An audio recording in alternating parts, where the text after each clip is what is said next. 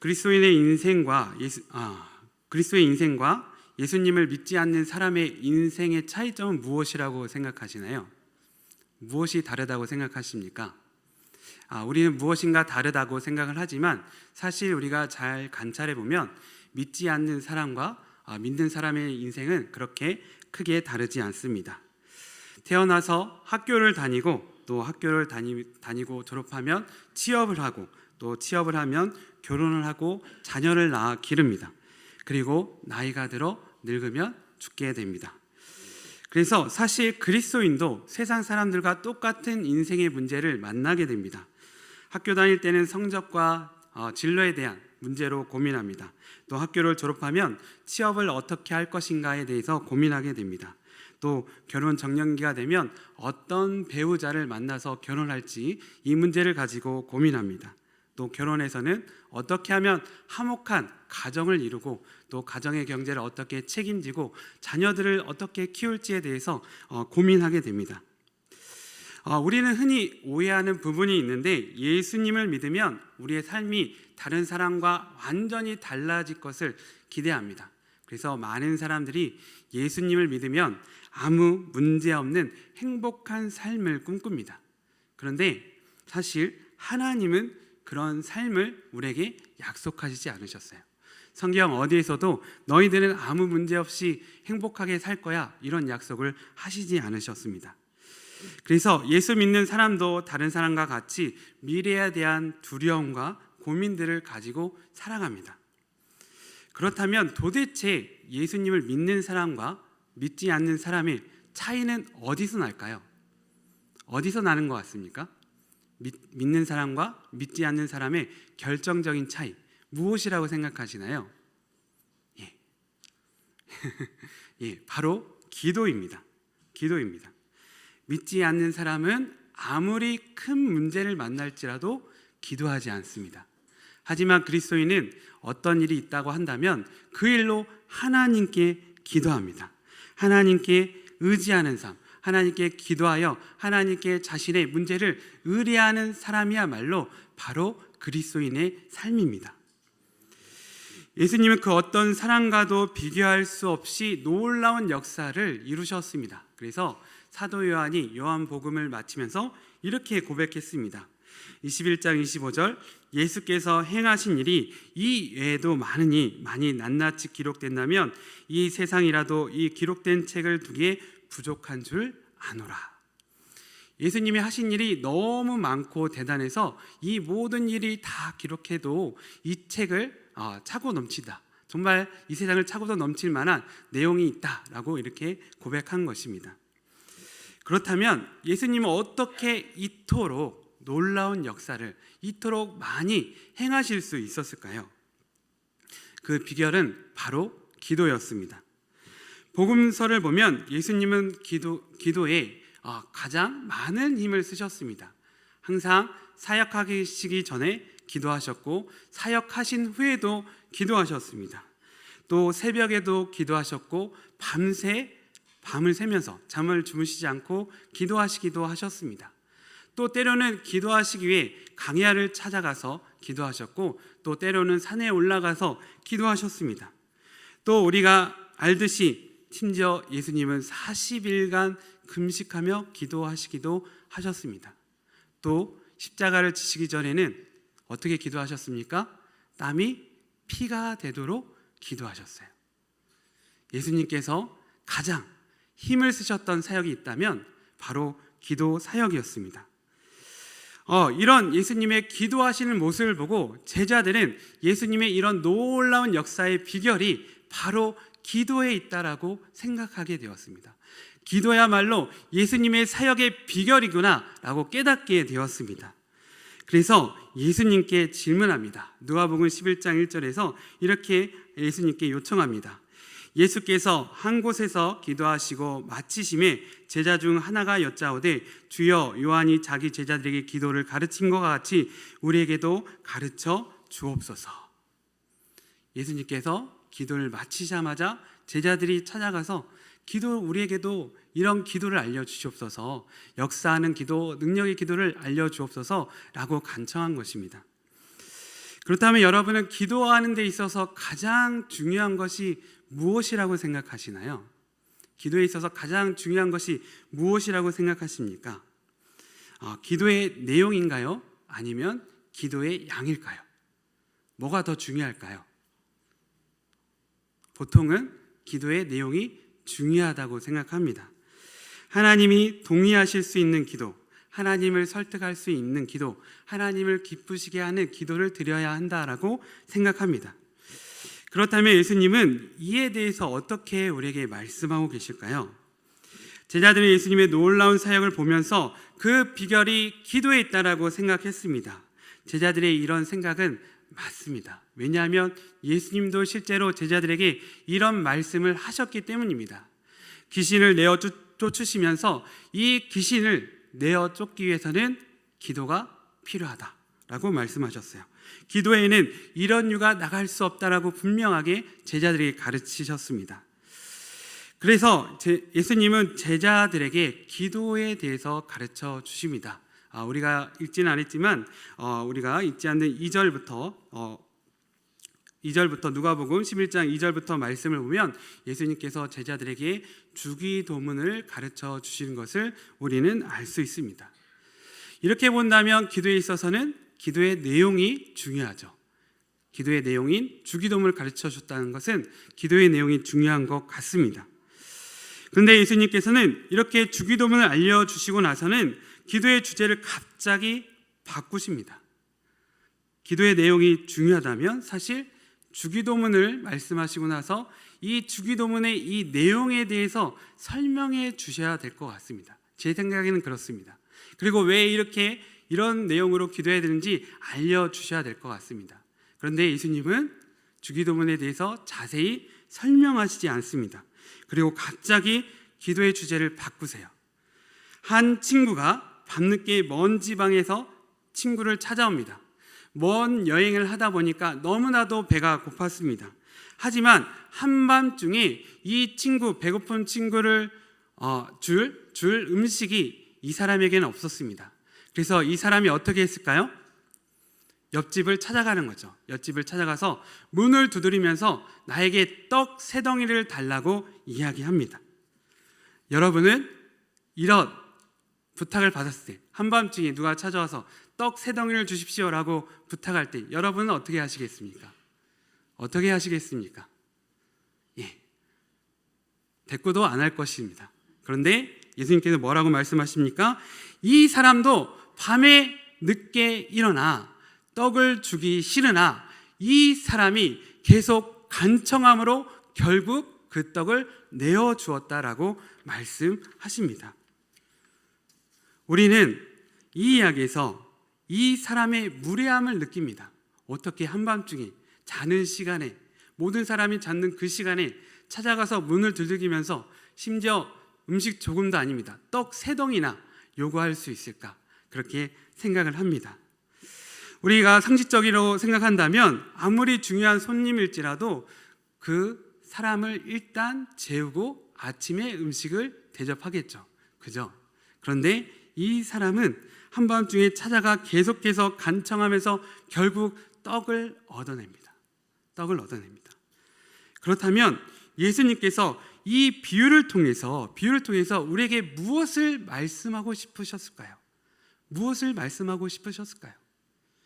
기도에 있어서 내용이 중요하다고 말씀하시는 겁니까? 아니면 당장 기도하는 것이 중요하다고 말씀하시는 것일까요? 예수님은 당장 기도하는 것이 더 중요하다라고 말씀하시는 것입니다. 쉽게 말해 기도에 있어서 중요한 것은 그 기도의 내용보다 기도의 양이 중요하다라고 말씀하시는 것입니다. 끈질기게 계속해서 하나님께 간청하는 그런 기도를 우리는 드려야 한다라고 말씀하시는 것입니다. 최근에 저희 아내가 저에게 이런 말을 했습니다. 예전보다 은혜가 못한 것 같아, 은혜가 떨어진 것 같아, 이런 말을 하더라고요. 그래서 한참을 고민하게 되었습니다. 왜 은혜가 떨어졌을까? 고민하는 가운데 답을 찾았는데 기도의 시간이 제가 줄었습니다. 기도의 시간이 줄었습니다. 그러면서 오늘 이 말씀을 하나님께서는 생각나게 하여 주셨습니다. 때로는 우리의 기도가 말이 안 될 수도 있습니다. 심지어는 오늘 읽은 우리 아까 말씀드린 대로 하나님이 보시기에 무례한 내용의 기도일 수도 있습니다. 하지만 하나님의 놀라운 역사를 이루는 기도는 미사역으로 잘 짜여진 기도가 아니라 간절함으로 끈질기게 기도하는 기도임을 예수님은 제자들에게 알려주고 싶으셨던 것입니다. 그래서 예수님은 제자들에게 이렇게 2번이나 말씀하십니다. 구하라 그러면 주실 것이요, 찾으라 그러면 찾을 것이요, 두드리라 그리하면 열릴 것이니 구하는 이마다 받을 것이요, 찾는 이는 찾아낼 것이요, 두드리는 이에게 열릴 것이니라. 지금 당장 기도하라는 것입니다. 너의 필요를 하나님께 아뢰라고 기도하는 것입니다. 말씀하시는 것입니다. 계속해서 끈질기게 하나님께 달라고 기도하면 너희는 얻을 것이다 라고 말씀하시는 것입니다. 그래서 어떻게 기도해야 할까? 어떻게 하면 기도를 잘할까? 고민하지 말고 우선 하나님께 기도해야 합니다.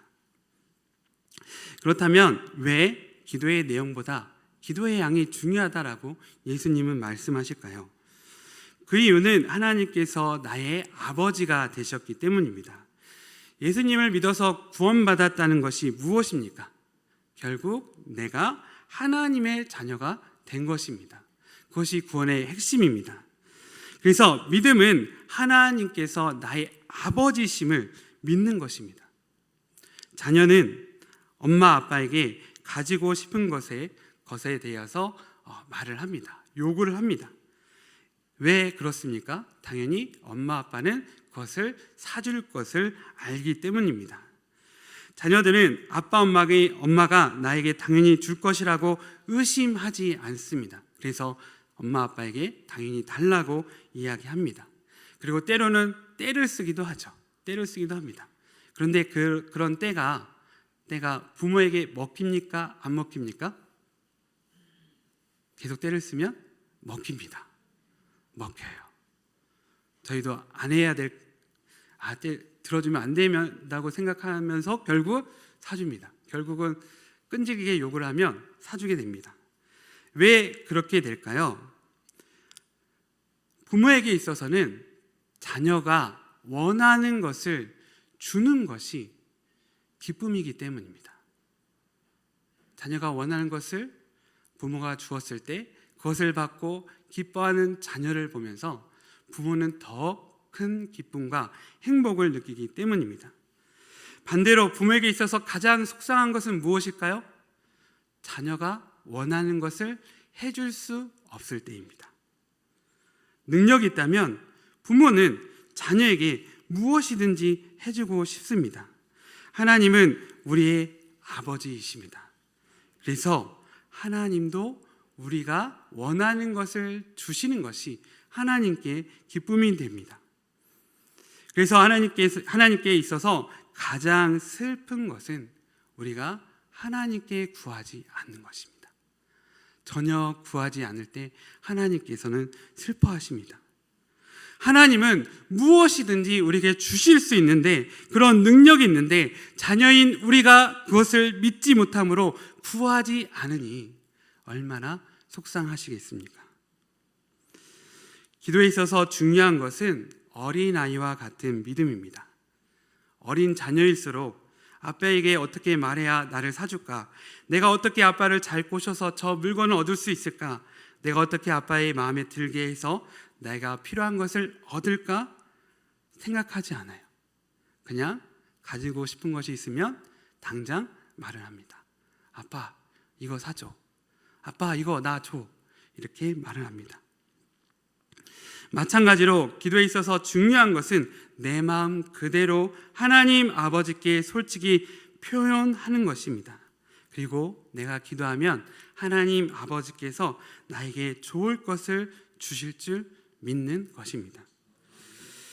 구하라 그러면 너에게 주실 것이요, 찾으라 그러면 찾아낼 것이요, 문을 두드리라 그러면 너에게 열릴 것이니 구하는 이마다 받을 것이요, 찾는 이는 찾아낼 것이요, 두드리는 이에게는 열릴 것이니라 라고 하나님은 우리에게 이렇게 약속하고 계십니다.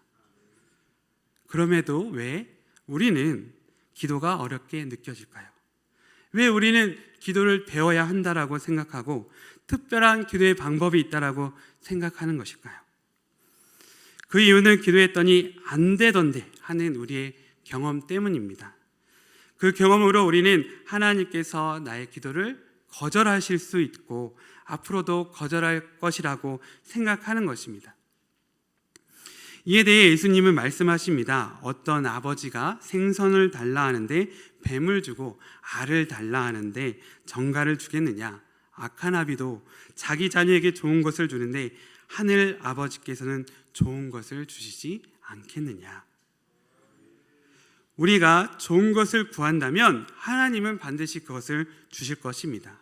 그런데 우리가 예수님의 말씀과 같이 우리는 때로는 하나님께 좋지 않은 것을 구할 때가 있습니다. 생선이 아니라 뱀을 달라 하고 알이 아니라 정갈을 달라고 할 때가 있는 것입니다. 그러면 하나님은 거절하실 수밖에 없는 것이죠. 이에 대해 야고보서에서 야고보 사도는 이렇게 말하고 있습니다. 4장 3절 구하여도 받지 못하면 정욕으로 쓰려고 잘못 구하기 때문이라.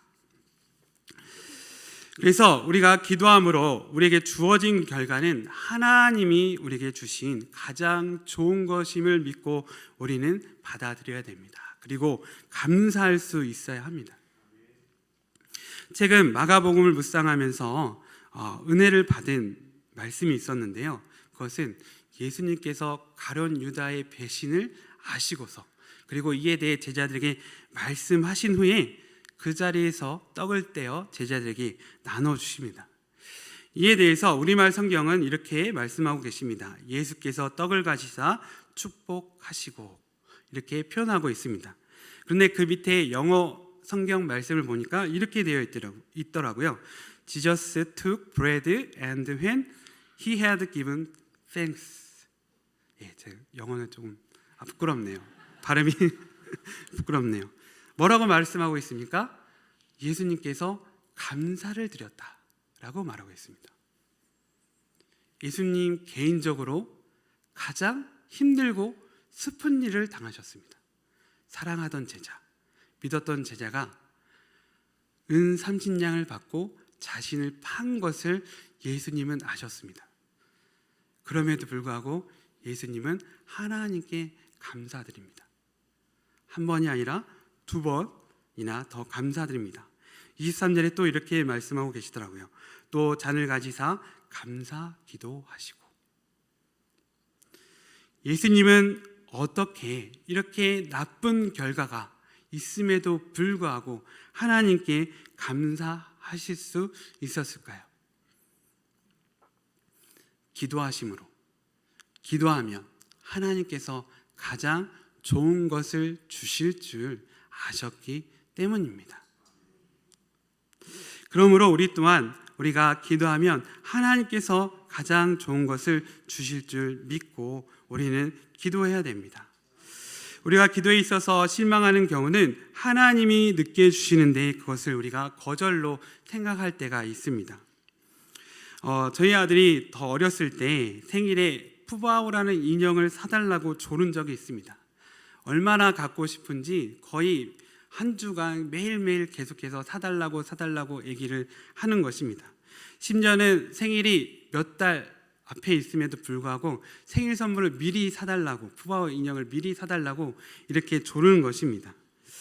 그래서 이 말을 들은 엄마가 어떻게 했을까요? 바로 사줬습니다. 사줘서 바로 줬을까요? 아닙니다. 사고 나서 그것을 숨겨놨습니다. 그리고 언제 줬을까요? 생일날 줬습니다. 왜 그렇게 했을까요? 그렇게 하는 것이 이 아들에게 더 기쁜 일임을, 이 아들에게 더 좋은 일임을 엄마는 알았기 때문입니다. 하나님께서는 우리가 기도할 때 나에게 가장 좋을 때, 내가 가장 기뻐할 때, 내가 가장 행복할 때 응답하십니다. 우리는 그 때를 기다리면서 그래서 하나님께 계속해서 기도할 수 있어야 합니다. 사실 기도하면 하나님은 더디 일하시는 것 같습니다. 저도 마찬가지입니다. 많은 기도 제목을 놓고 기도하지만 어느 것 하나 하나님께서 쉽게 들어주시지 않는 것 같습니다. 그런데 오늘 예수님의 말씀은 그렇지 않다라고 말씀하고 계십니다. 반드시 하나님은 주신다는 것입니다. 이것이 하나님이 우리에게 주신 약속이라는 것입니다. 그러므로 우리는 하나님께서 좋은 것을 주실 때까지 계속 기도해야 된다라고 예수님은 말씀하고 계십니다. 그러므로 기도에 있어서 가장 잘못된 것은 기도의 내용이 아니라 기도하지 않는 것입니다. 왜 기도하지 않습니까? 결국 하나님이 나의 아버지심을 믿지 않기 때문입니다. 에서와 야곱 중 왜 야곱이 하나님의 복을 받았습니까? 야곱은 하나님께 기도했습니다. 하나님 주세요. 하나님 달라고요. 하나님 나 정말 필요해요. 하나님 나에게 복 줄 때까지 나는 하나님을 놓지 않겠습니다. 내 한도뼈가 부러질지라도 난 하나님을 놓지 않겠습니다. 이런 기도가 있었기 때문에 야곱이 복을 받은 것입니다. 예수님께서 변화산에서 변모하실 때 두 사람이 나타났습니다. 한 사람은 모세였고 한 사람은 엘리야였습니다. 모세는 말씀의 사람이었고 엘리야는 기도의 사람이었습니다. 엘리야는 우리가 보면 말씀에서 보면 엘리야는 시골 깡촌의 사람이었어요.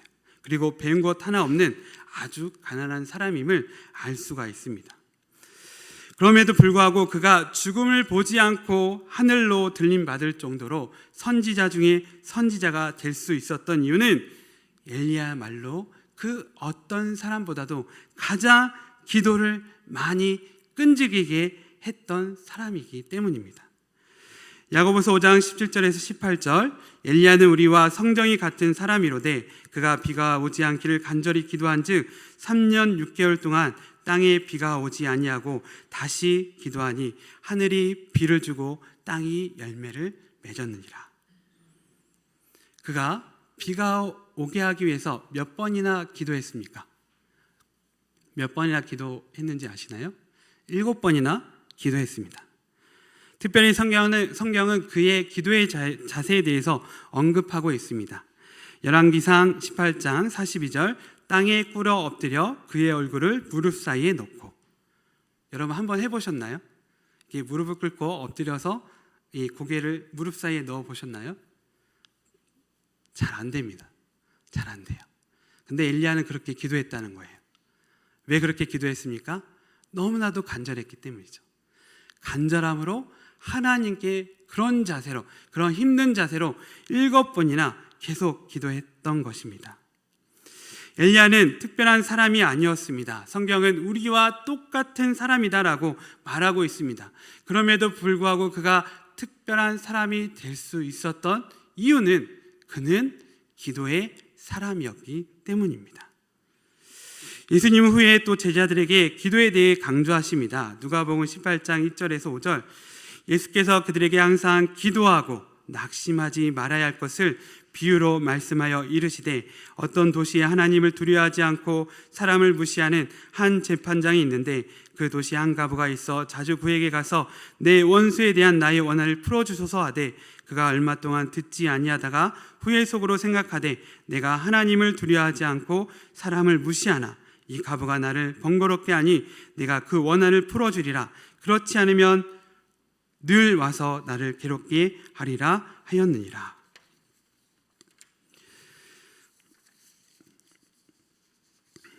이 이야기는 우리가 오늘 읽은 예수님의 비유와 공통점이 있습니다. 어떤 공통점입니까?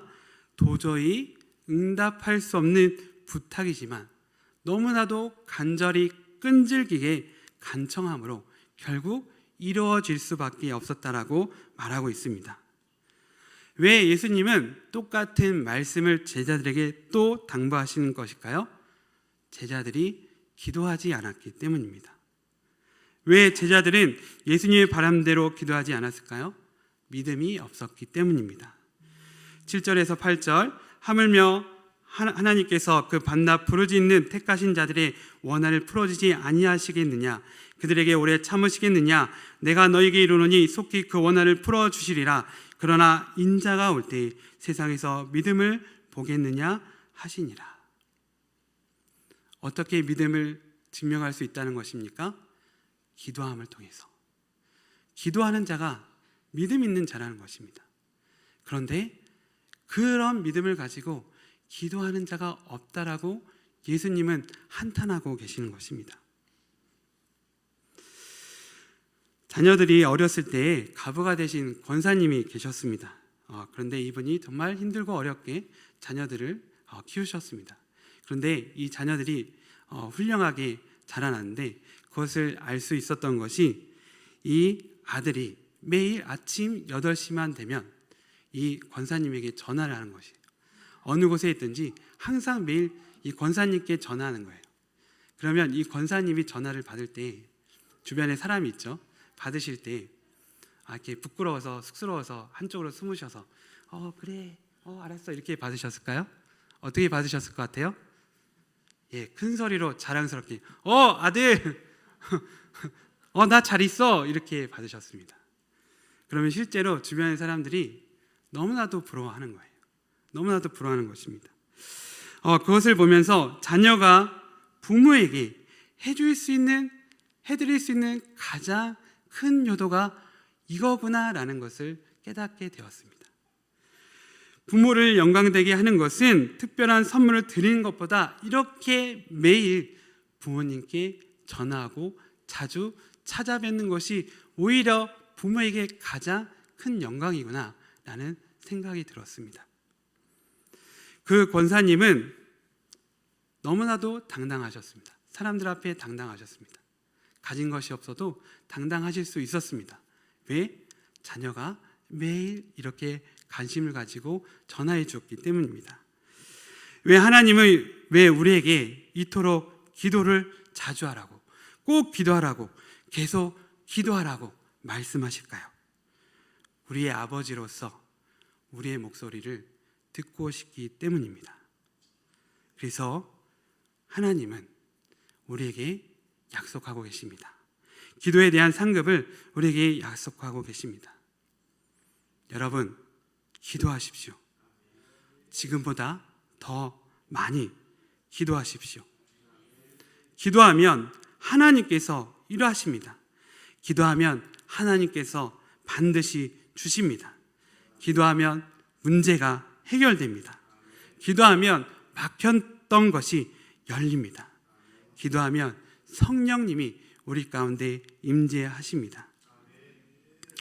오늘 장학위원회 헌신 예배로 하나님께 드립니다. 여기 교회로부터 장학금을 받은 학생들 계십니다. 학생들에게 묻고 싶습니다. 무엇으로 하나님께 헌신하시겠습니까? 무엇을 헌신하였을 때 하나님께서 가장 기뻐하실까요? 오늘 말씀에 따르면 기도입니다.